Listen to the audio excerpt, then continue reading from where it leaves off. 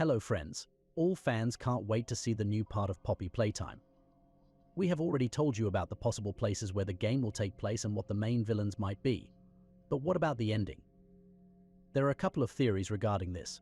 Today we'll talk about this. But before that, friends, please do not forget to subscribe to the channel and like the video. And also write what you would like to see in the next videos. And we begin.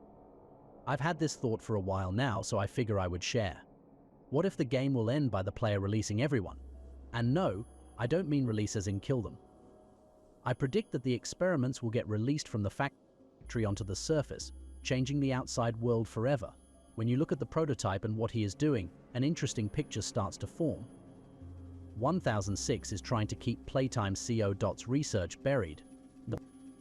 This research must stay buried. Nobody may leave. This explains why he kills everyone who tries to leave. I'll step out first. Screams kick in a hick and he'll kill you before you reach the front door, Poppy, and judging by certain death screens, there does appear to be a lockdown in effect, probably initiated by the scientists during the hour of joy, ensuring that no one can leave. They are loose. This is an emergency lockdown, which does beg the question of how the player got into the building in the first place. Maybe the lockdown was recently lifted since the prototype would kill anyone anyway. Long story short, the prototype prevents anyone from leaving, but remove him from the equation like Poppy wants us to, and suddenly all toys have a free ticket to the surface. And we know that everyone would take it if they had the chance. They are sick of this place. Even before the prototype took over, there were breach incidents, most notably with Huggy, who was supposed to be the most obedient one. This escape ending might even be foreshadowed on Poppy Playtime's old merchandise store.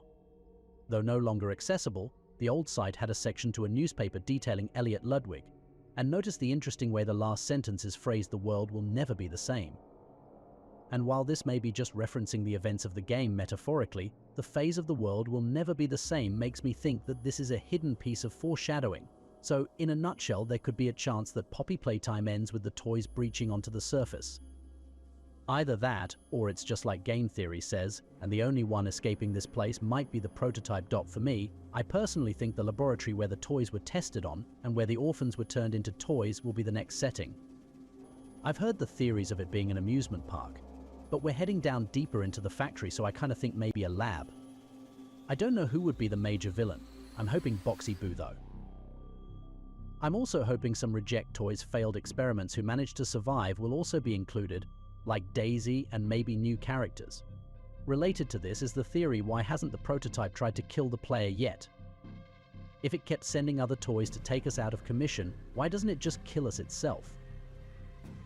We know the prototype is smart, we know the prototype doesn't need to eat, we know how resourceful this cyber-organic hand is, but if we stand to oppose it, why didn't it just kill us if it was able to dispose of so many employees, especially that feat of turning the alarm clock into a laser point, but disabling the camera, and killing the employees sent in to check in on it? Surely it could just as easily deal with us too.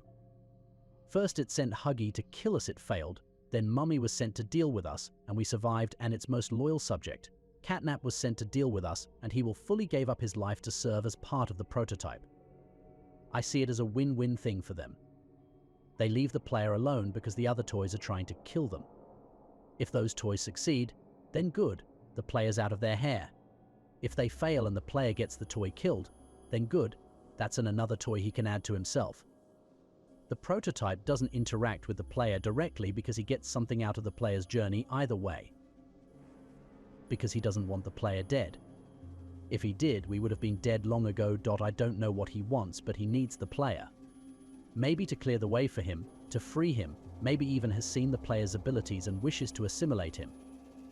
Or maybe he's just watching us out of interest, knowing that he can get rid of us if we become a threat to him. Poppy Playtime Chapter 4 Finale. All of the broken toys, Huggy, Mummy and Catnap, came back and helped the player in the conquest to kill the prototype, as the prototype neglected them and end in a cool boss fight. The prototype dies, and the plot twist is that Ollie is the prototype. These are the terrifying theories regarding the end of the next part of Poppy Playtime, but do not forget that these are just theories, and we can only find out what will happen in the next part by playing it. I hope it will be exciting. And I'll leave it at this, friends. Thank you for watching. Don't forget to like and subscribe to the channel, and also write in the comments what you would like to see next time.